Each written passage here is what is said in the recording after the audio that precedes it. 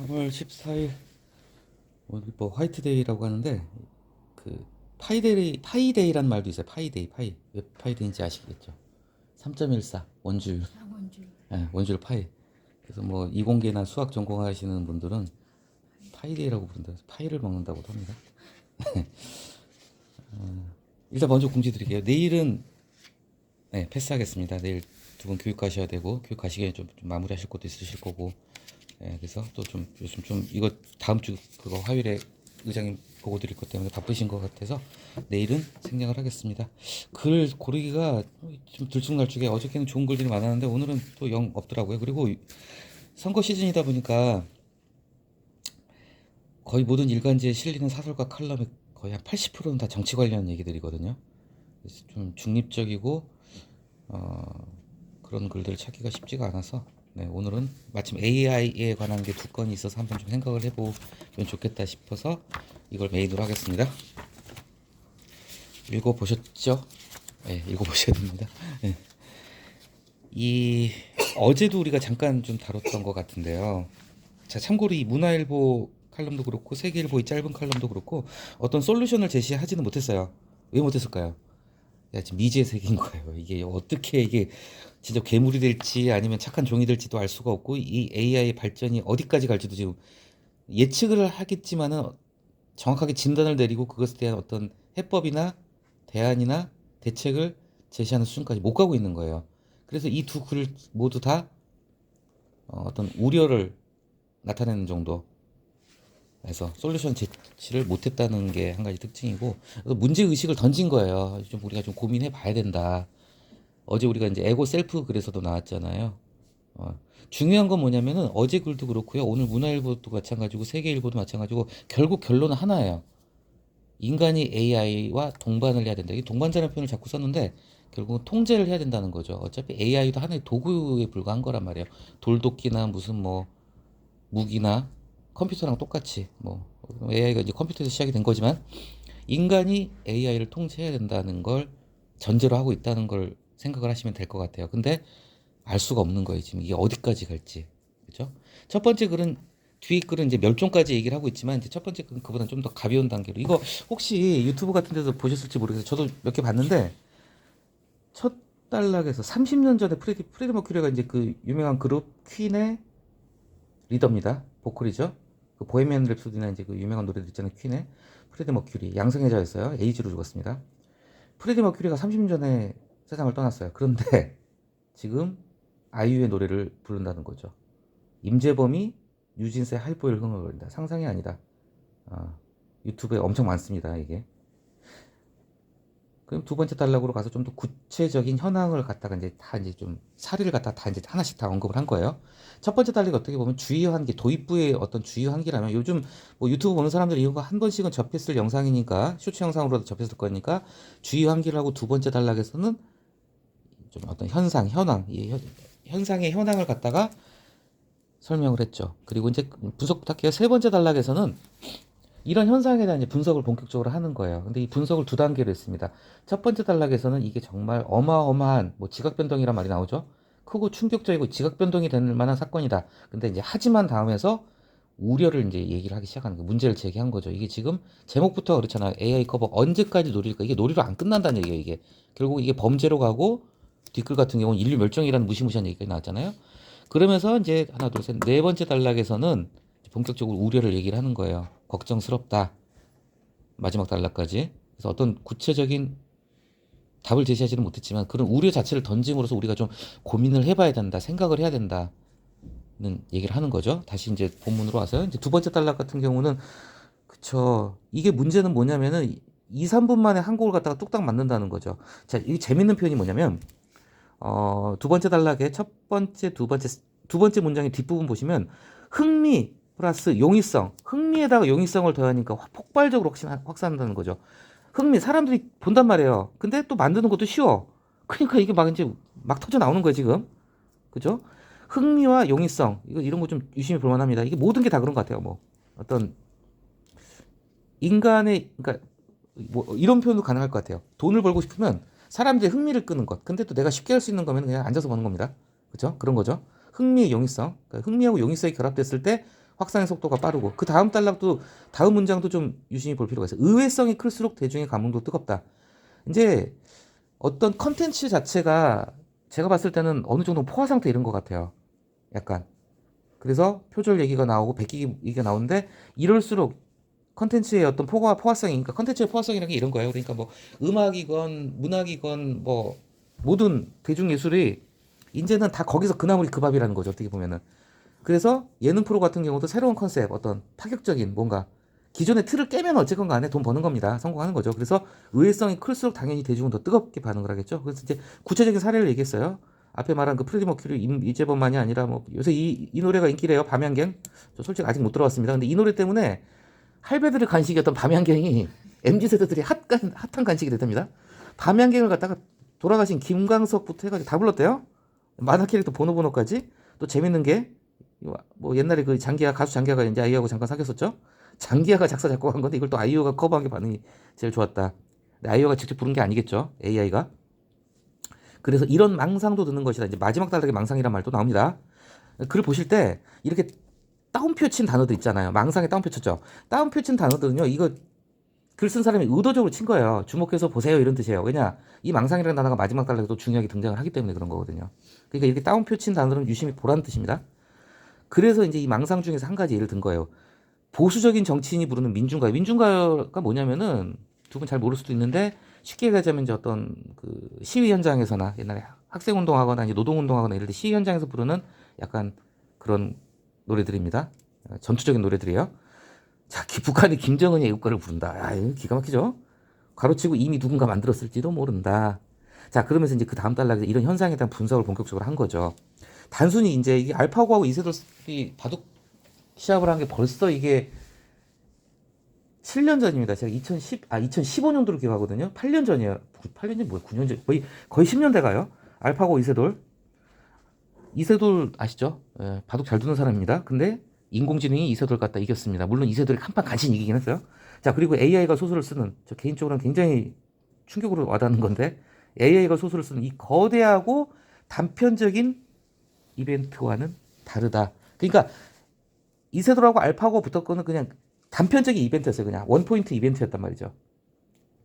근데 이제는 이게 뭐 그 다음 단락에 나오죠. 동시다발적이고 누구나 접근 가능해서 훨씬 크고 충격적인 지각 변동이 된다. 지금 이런 AI 커버 영상의 본질을 갖다 얘기를 하는 거, 이거는 정말 엄청난 사건이다. 근데 하지만 다음에 중요한 얘기 나온다고 그랬죠. 정작 우리는 이걸 갖다가 재밌다고 즐기고는 있지만은 흐린 눈의 상태다. 좋은 표현인 것 같습니다. 흐린 눈. 눈앞이 뿌여가지고 안 보이는 거예요. 그러니까 우리는 이 본질을 직시를 제대로 보고 있지 못하다는 거죠. 그냥 놀이로만 생각을 한다는 거죠. 그래서 뒤에 뭐 박명수 얘기도 나오고 장윤정 얘기도 나오고 가수들 입장에서 진짜 이거 식겁할 얘기입니다. 진짜.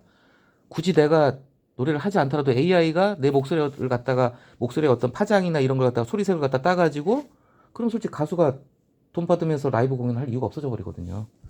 예? 그러면서 이제 그 다음 단락에서부터 이제 우려를 얘기하는 거예요. 이게 언제까지 놀이로 갈 수 있을까? 이건 당연한 겁니다. 이게 뭐 좀 적절한 표현인지 모르겠지만 재미는 반복하면 반감되고 수용자는 더 큰 자극을 원한다. 이거 뭐 죄송합니다. 이런 비유를 써서 마약이 이렇다고 해요. 마약이. 솔직히 알코올도 그렇습니다. 술도 먹다 보면 내성이 생겨가지고 더 이제 도파민 자극을 필요로 하니까 더 술도 많이 먹게 되죠. 더 파격적이고 더 예상 밖인 AI 커버를 욕망할 것이다. 그렇죠. 그리고 중요한 거 또 한 다음에 숙고, 뭔가 심사숙고의 줄임말이에요. 뭔가 좀 깊이 생각하고 천천히 관조하고 이런 게 이제 없어지고 있다는 얘기는 우리가 많이 살펴봤잖아요. 유튜브 같은 데나 페이스북에 릴리스나 쇼츠 영상 같은 것부터 시작해가지고 우리가 점점 이렇게 진짜 다다닥 그냥 말초적인 자극, 깊이 생각 안 해요. 누가 책 읽습니까 요즘. 진짜 슬픈 얘기지만. 예. 숙고의 여유 따위는 없는 지금의 이 미쳐 돌아가는 디지털 세상은 말 그대로 신속, 스피드예요. 그게 신속하게 부응할 것이다. 지금 그래서 딥페이크가 벌써 문제가 되고 있어요. 딥페이크가 문제가 되는 부분이 두 가지입니다. 이 다음 글에 나올 거예요. 아마 이제 정치인들 갖다 딥페이크 만들어가지고 이제 하지도 않은 소리를 갖다 하게 만들고 이제 가짜 뉴스 지금 그래서 선거 관련해서도 그 지금 선관위 쪽에서도 이제 이런 딥페이크 영상에 대한 통제나 단속을 많이 신경 쓴다. 근데 딥페이크가 또 이제 한 가지 나쁜 쪽으로 아주 지저분한 쪽으로 흘러가는 게 이제 딥페이크 포르노라고 그러죠. 벌써 이게 지금 있어요. 뭐 저는 그런 거 안 봅니다. 오해하지 마세요. 유명 이제 미국 같은 경우가 더 심한 게 이제 미국 유명한 가수나 배우들을 갖다가 일반 포르노 배우의 나치 사진을 합성을 해버리는 거죠. 그래가지고 진짜 포르노처럼 보이게 진짜 지저분한 짓거리예요. 하여튼 딥페이크가 벌써 지금 범죄가 되고 있다는 거죠. 그래서 일단 앞에서 나온 목소리 저작권의 문제, 이런 법적 사회적 장치 마련이 시급하다. 자, 그렇죠? 근데 다 옳은 말이에요. 옳은 말인데 아직은 공하다는 거예요. 아직 공하다 지금. 그러면서 이제 그 다음 단락에서 마무리를 합니다. 또 똑같은 얘기하고 있습니다. 이 자극적인 놀이에서 쉽게 우리가 빠져나오기 힘들다. 그리고 이미 이 시대는 어떤 촉구나 성찰이나 철학이 무기력해진 단계가 돼버렸다 이미 지금. 그래서 이게 언제까지 놀이를 멈출 수 있을까? 이게 범죄가 될 수도 있다. 놀이와 범죄는 한 끗 차이가 된다. 그래서 그런 점에서 우려를 갖다가 분명히 던진 글이었습니다. 그 다음 단락은 좀 더 섬뜩하죠. 그 다음 문장, 다음 글 세계일 복거. 설왕설래 인류 멸종을 위협하는 AI. 이제 더 나갔어요. 이제 인류 멸종까지 거창하게 갔습니다. 아주 간단한 구조의 짧은 글이죠. 근데 첫 번째 단락에서는 자, 인류 멸종, 저는 딱 인류 멸종을 보는 순간 본문 들어가면서 영화 얘기할 것 같다는 생각을 했어요. 여기서는 무슨 영화죠? 영화 제목이 크리에이터? 90년대 중반에 정말 엄청난 그 센세이션을 일으켰던 제임스 카메론의 영화 터미네이터 아시죠? 터미네이터가 참 10년 앞을 내다본 영화라는 생각이 들어요. 터미네이터란 영화의 기본 설정이 참고로 보셨어요? 나중에 한번 보세요. 지금 봐도 안 촌스럽습니다. 그 특수효과 같은 게 기가 막혀요. 특히 터미네이터 1, 2까지 봐서 3부터 보지 마세요. 1, 2만 보셔야 돼요. 잘 만든 영화예요, 굉장히. 근데 터미네이터의 세계관 자체가 설정 자체가 뭐냐면은 말 그대로 이거 AI예요, AI. 그게 터미네이터 90년대 초반에 만들어진 영화인데 지금 다시 보면 감탄할 것 같아요. 저 개인적으로 터미네이터 2 같은 경우 한 10번을 봤던 것 같은데 90년대에 이미 예언을 했어요. 인공지능이 스스로 발전을 해서 이 영화의 설정이 뭐냐면은 핵전쟁을 갖다가 일으켜버려요. 인공지능이. 핵전쟁을 일으키면서 당연히 인류는 그게 왜 핵전쟁을 일으켰을까? 손 안 대고 코 풀려고 니들끼리 싸우다가 죽어 이거지. 그리고 이제 기계 인간이 지배한 세상이 된다 이런 얘기인데 나중에 보세요. 재밌어요. 그래서 저는 딱 이거 제목 보는 순간 터미네이터가 생각이 나는데 아니나 다를까 이제 터미네이터는 너무 옛날 영화니까 이제 최근에 개봉한 영화 하나를 가지고 왔습니다. 비슷한 내용인 것 같아요. 그러면서 이제 아까 말씀드렸죠. 딥페이크 얘기가 여기서 나오잖아요. 지금 벌써 우리나라는 아직 이 정도까지는 안 간 것 같은데 무슨 펜타곤이 불타고 있는 가짜 뉴스 그리고 이거 일본 총리가 또 좀 지저분한 발언하는 영상을 갖다 가짜로 만들어가지고 퍼뜨리고 이게 이제 정치에 있어서 이제 굉장히 큰 문제가 될 수 있는 구체적인 사례를 한 가지를 얘기를 한 거예요. 그 다음에는 이제 석학들의 말을 인용합니다. 왜냐 이제 이 AI 관련돼서 진짜 책이 막 계속 쏟아져 나오고 있어요. 두 가지입니다. 첫째는 AI를 갖다가 이제 우리가 이제 써먹어야 된단 말이죠. 그러니까 일주일에 끝내는 하룻밤에 끝내는 AI 이런 책 많아요. AI에 대해서 간단히 공부를 할 수 있게 하는 책들. 그런 것도 보면 좋을 것 같아요. 저도 솔직히 AI는 잘 모릅니다.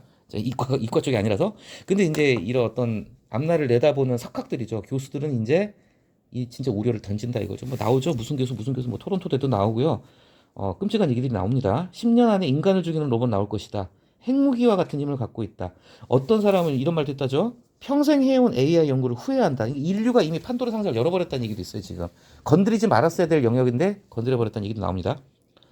그리고 무슨 보고서는 충격적이죠. 결국은 인류 멸종까지 갈 수도 있다. 네. 자, 근데 또 재밌는 게요. 이거 여기서 끝나는 게 아니라 뒤에 이제 이게 물론 하지만 구조입니다. 뒤에 아시죠? 물론 반론도 만만치 않다. 자, 재밌죠? 규제를 갖다가 이제 AI에 대한 규제를 갖다 강화시키면 후발 업체들이 이제 끼어들지 못하게 선도 업체들이 이제 먼저 독점을 하기 위해서 후발 업체들이 들어오는 걸 막기 위해서 약을 친다는 거죠. 에이 무서운 거야. 그러면은 정부 차원에서 이제 규제가 들어갈 거니까. 이게 어떻게 보면 이걸 보면서 한 가지 조금 약간 비슷한 경우가 뭐냐 핵무기 오펜하이머 영화 작년에 개봉했었는데요. 2차 대전 때 이제 미국이 원자 오펜하이머 프로젝트를 성공을 해가지고 이제 일본 두 방 때리고 2차 대전 끝내고 핵전쟁의 시대가 됐잖아요.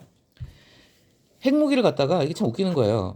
핵무기는 유엔 차원에서 국제연합 차원에서 핵무기를 보유를 인정해주는 나라는 딱 5개 나라예요. 미국, 영국, 프랑스, 중국. 미국, 영국, 러시아, 프랑스, 중국.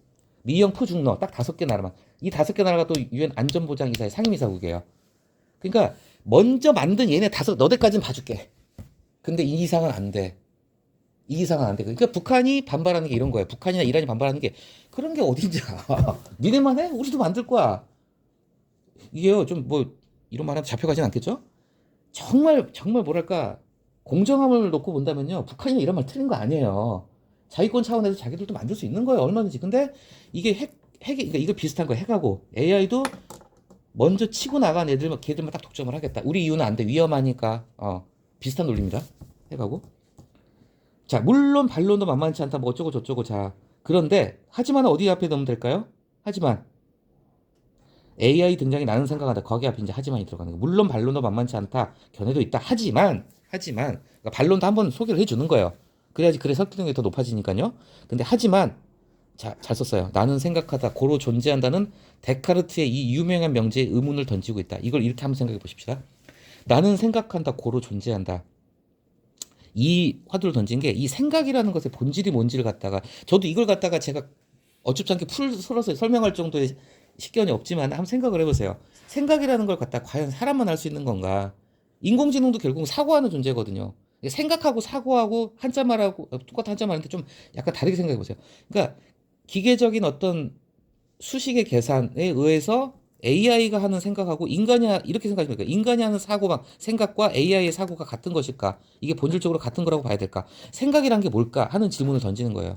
뭐 답을 내기는 어렵지만요. 그리고 존재한다는 게 중요해요. 존재한다. 자, 이렇게 두면요. 볼펜도 존재합니다. 존재하잖아요. 볼펜 있으니까. 근데 중요한 거는 데카르트의 말은 나는 존재한다는 거, 내가 존재한다는 걸 스스로 인식을 한다는 거거든요. 내 존재를 내가 인식한다. 그러면은 이 AI가 이제 AI에 대한 우려를 얘기할 때 이런 글들을 많이 봤어요. 제가 뭐냐면 그 아까 말씀드린 터미네이터 그 영화에도 그런 대사가 나와요. 뭐냐면은 인공지능이 자아를 인식하기 시작한다는 거예요. 자아를 인식하기 시작한다. 그러니까 자아라는 거, 나는이라는 개념, 존재는 하겠죠. 볼펜도 존재하는 거예요. 핸드폰도 존재하고. 그런데 이 존재라는 것을 내가 스스로 존재한다는 걸 인식을 해버린다면은 아직까지는 인간만 그 인식을 하고 있다고 생각을 하고 있는데 그렇게 되면 이제 이게 상당히 복잡해진다는 거죠. 예. 그러면서 마지막 문장 A와의 조화로운 공존, 자꾸 뭐 공존 동반자 이런 얘기를 하는데요. 결국은 통제해야 된다는 거예요. 우리가 통제 못하면은 잡아 먹힌다 이 얘기입니다. 지금. 예. AI 두 개 살펴봤고요. 자, 바람을 피우는 사람들. 우리 이 코너 한번 전에 다뤄봤던 것 같아요. 달콤한 우리말. 달콤이 아니라 달곰. 그러니까 달콤의 약한 말이에요. 그러니까 가볍게 달달하다 이런 뜻이에요. 자, 바람 피우는 사람들 주목 읽어보셨겠지만 바람하고 피우는 붙였어야 됩니다. 무조건. 아, 이거랑 같은 게 뭐가 있냐면요. 아, 제가 아까 깜빡 놓친 게 있었어요. 왜냐면 아까 방금 세 개를 뽑고 잠깐만 다시 보실게요. 세계일보 세 번째 단락에 보면 첫 문장 AI의 위험성에 대한 경고는 자, 어제 오늘에 붙였었죠.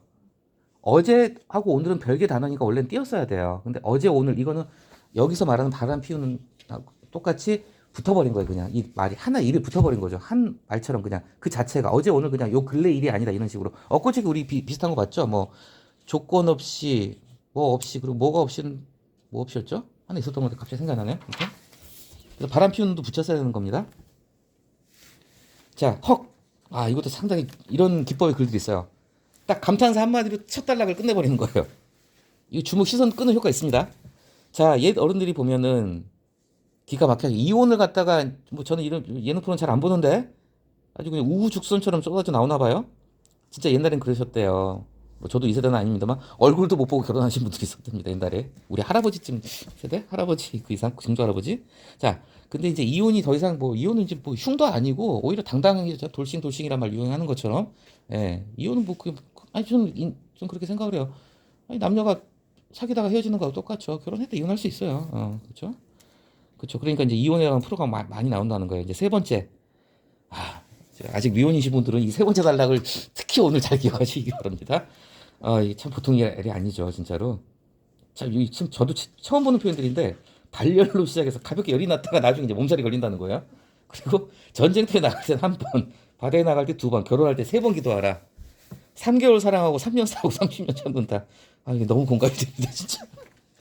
예, 힘든 결혼 생활에 대한 명문구들이 그냥 나온 게 아닐 게다. 또 재밌는 게요. 이것도 좀 게다. 원래 게다는 그 일본 애들이 신는 그 남학 신을 일본어로 게다라고 하는데 첫 문장 두 번째 단락의 첫 문장 소리 일 게다. 여기서도 그냥 나온 게 아닐 게다. 약간 이렇게 좀 것이다가 아니라 게다라는 표현을 썼다는 것도 좀 재밌어요. 자, 이혼하는 가장 큰 이유. 근데 이건 제가 봤을 땐 조금 자극적인 이런 예능 프로 같은 거나 유튜브 영상 때문에 너무 일반화시킨 것 같아요. 이혼 전문 변호사들은 한 목소리로 말한다. 와, 외도라고. 실제는 이러지는 않을 겁니다. 이혼은 아니고 뭐 금전적인 문제라든지 성격 차이라든지 다른 시댁 고부 갈등이라든지 뭐 처가 갈등 이런 것도 있는데 뭐 이건 뭐 저도 통계는 정확히 안 봤습니다만 가면 갈수록 이제 좀 사회가 자유분방해지고 이제 하다 보니까 외도 문제가 뭐 그렇다고 합니다. 어쨌건 자 여기까지는 뭐냐면은 여긴 본론이 아니야. 이제 도입부예요. 도입부로 반토막 썼어요. 도입부가 더 많네. 자 그다음에 본격적으로 자 달고만 우리말 이 코너는 우리말을 가르치는 코너예요. 그러면서 이제 바람 핀다 외도 바깥에 제 길도 짜죠. 길 밖으로 벗어나는 거예요. 길로 그 길을 가면 안 되는 길 가야 될 길 밖으로 벗어난 게 외도잖아요. 그 바람 피는 거죠. 바람을 피우는 것이다. 왜 바람일까? 이것도 한번 생각해 볼 만하죠. 이 바람이란 게 좋은 뜻도 있지만은 여기 부정적인 느낌으로 쓰는 경우 뭐 허파에 바람 들었다, 바람 든무, 뭐 바람 잡는다. 그래서 바람을 피운다는 말이 여기서 유래를 한 것 같다. 그러면서 이제 드디어 이제 이분이 글 쓰신 분이 교율팀장이에요. 여기 한국일보의 교율팀장. 저는 이제 설명드렸죠. 주필들이나 하여튼 기사 나오면 다 이 교육팀은 하는 일이 그거예요. 좀 쳐다보면서 말씀 물론 교육팀이 이제 지금 수기로 안 할 겁니다. 아마 말씀드렸죠. 한글 프로그램만 해도 다 잡아주거든요. 그리고 옛날보다 교육팀 쉬울 거예요. 어제 교육팀 다 잡아주는데 교육팀장님답게 이제 우리한테 가르쳐 줍니다. 바람 피우다는 붙여 써야 된다. 근데 이거 느끼셨어요? 저도 유튜브는 말할 것도 없고 저도 지나가는 방송 같은 거 보면 이 다음에 담배 피우다도 마찬가지인데 피다라는 게 아니에요. 피우다요. 바람하고 담배는 피는 게 아니라 피우는 거거든요. 근데 이게 참 공중파에서도 바람 피다 담배 피다 이런 표현을 쓰는 게 저도 좀 많이 거슬렸는데 자 바람 피다 아니고 피우다입니다. 그리고 붙여 써야 된다. 붙여 써야 된다.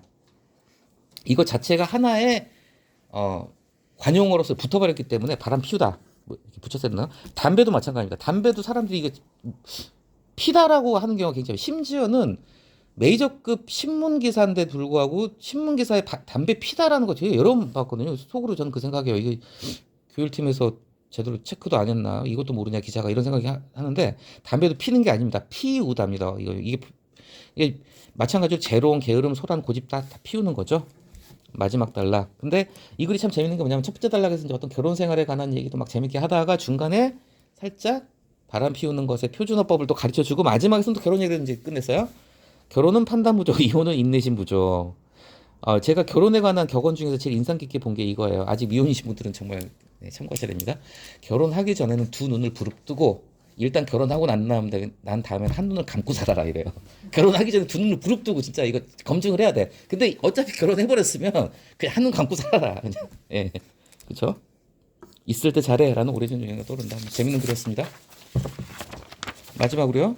국민일보 삶의 사랑 성실한 참 이거는 다들 보셨을 테니까요. 첫 번째 단락에서 찰스 디킨스 공장에서 일하면서 소설을 썼습니다. 결국에는 근데 그나마 찰스 디킨스는 나은 거예요.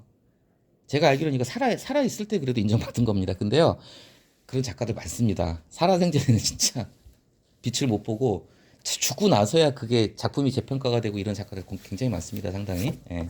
어쨌건 이 그 단락에서는 이 부분을 좀 유심히 보시면 좋겠어요. 밑에서 세 번째 줄 끊임없는 노력과 지칠 줄 모르는 성실함이 일궈낸 결실. 이게 너무나 흔하고 흔해 빠진 교과서적인 좀 식상한 말 같지만요. 이게 저는 좀 이걸 믿는 편입니다. 제 사고방식이나 가치관은.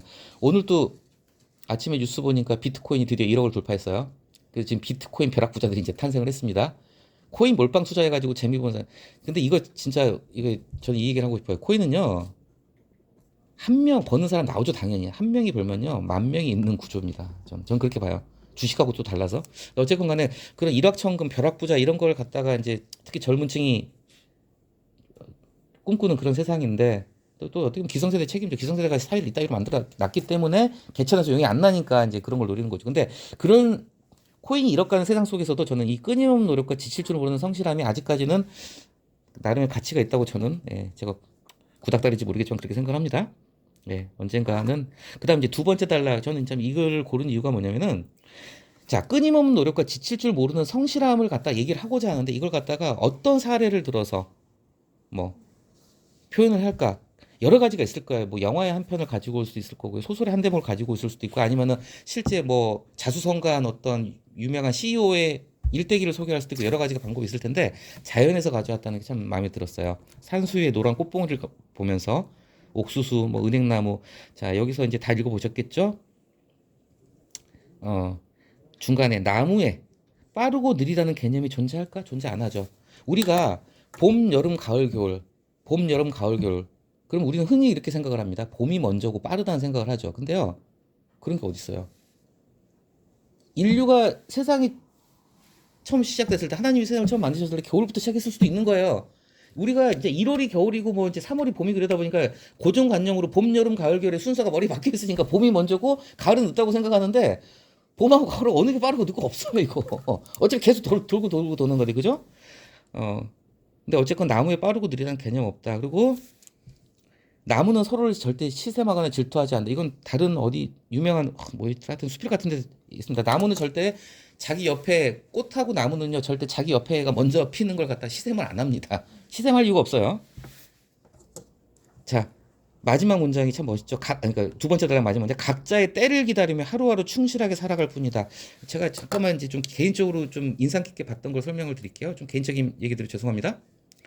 제가 이제 옛날에 대학교 1학년 때 이제 고시 공부를 처음 시작할 때 그때만 해도 96년도였거든요. 96년도만 해도 인터넷 없었어요. 그래서 수험 정보 같은 걸 얻을 수가 없으니까 뭐 고시 공부나 공무원 시험이나 이제 아무튼 시험을 준비할 때는 뭐 다 마찬가지예요. 뭐 세무사건, 공인중개사건, 뭐 공인회계사건. 그때 당시엔 진짜 인터넷도 없고 정보를 구할 수가 없으니까 공부 방법을 어디서 많이 캐치를 했냐면 합격 수기. 선배들이 있으면 먼저 합격자들이 있으면 합격 수기를 보고 이제 많이 좀 그런 걸 이제 캐치를 하거든요. 근데 그 제가 이제 합격 수기를 굉장히 많이 읽었었던 기억이 나는데 지금도 잊어버리지 않은 합격 수기가 하나 있어요. 그분이 뭐냐면은 뭐 정확히는 기억 안 나는데 거의 한 나이 50대 가지고 붙은 분이에요. 뭐 사신지 행진지 고시를 나이 50대에서 청춘 다 날리고 50대 붙은 사람인데 그분의 합격 수기 제목이 추국이었어요. 추국. 가을 추자의 국화국자. 그러면서 그 중간에 어떤 대목이 나오면은 춘매 추국, 봄의 매화와 추국, 가을의 국화는 각유식 다 각자의 때가 있는 거다. 절대 추국이 늦은 것도 아니고 춘매가 빠른 것도 아니다. 이 얘기를 하면서 자기는 이제 세상이 통념에서 봤을 때는 늦게 됐기 때문에 가을에 핀 국화다 추국이라고 하면서 근데 좀 찡한 구절이었어요 제가. 그래서 딱 그 제목하고 춘매 추국 가교신 지금도 기억을 하고 있는데 그쵸 춘매 봄의 매화나 가을에 피는 국화나 어느 게 빠르고 어느 게 우울하고 이런 거 없는 거거든요. 다 각자의 때를 기다리며 살아간다. 그래서 마지막 단락에서 담담하게 마무리했죠. 성실은 자, 저는 이것도 참 이분 뭐 찾아보진 않았는데 어제 이분이 참 잘 쓴 게 성실을 갖다가 두 가지 요소를 갖다가 나눠서 생각을 한 거예요. 성실은 뭘까? 성실의 본질이 뭘까? 정직함하고 간절함을 같이 두고 얘기를 한 거죠. 저 이거 감탄했습니다. 이 부분에서. 아, 성실을 갖다가 풀었을 때 정직하고 물론 성실의 국어사전적인 의미도 있겠지만 이 사람이 봤을 때 성실을 분석을 한 거예요. 우리가 말하는 성실은 두 가지 요소, 뭐 세 가지 요소가 뭘까? 요소적으로 분석해 봤을 때 일단 정직해야 된다. 정직해야 된다. 그다음에 간절해야 된다. 내가 정말 간절하게 바라는 게 있으면서 기도하는 마음으로 정직하게 최선을 다하는 거. 이게 바로 성실이다. 참 그렇죠? 아, 새벽의 기운에 남아있는 첫째요. 저는 이거 좀 많이 좀 제가 매일매일 저는 겪는 겁니다. 저는 이게 아침에 저는 이제 일찍 나온 날은 이거 준비하고 일찍 나온 날은 아침에 마을 저기 시내버스 첫 차에 전철 첫 차를 타거든요. 참 느끼는 게 많아요. 그리고 정겨워요. 인사는 안 하는데 다 알아요. 어느 정거장에서 누가 타는지 다 알거든요. 예. 제가 원래 저도 좀 옷에 신경을 안 쓰는 만큼 전 다른 사람 옷차림 잘 안 보는 편이고 기억을 못 하는데 버스 안에서 이게 타는 분들은 옷이 바뀌는 걸 유심히 보게 됩니다. 이거 어제랑 같은 옷 입었구나. 다른 이게 보인다니까요. 재밌어요. 어쨌건 그런 열심히 사는 사람들, 성실하게 사는 모습들, 뭐 도서관 날 꽂혀진 핵들, 뭐 운동선수 인터뷰, 그죠? 정직함과 간절함으로 오늘을 살아가는 이들이 비트코인이 1억을 돌파하건 2억을 돌파하건 그래도 자기 꿈을 이뤄서 결실을 맺게 될 거라고 믿는다. 좀 좋은 글인 것 같아서 골랐습니다. 예. 아까 예고해드린 대로 내일은 쉬고요. 예, 고생하셨습니다.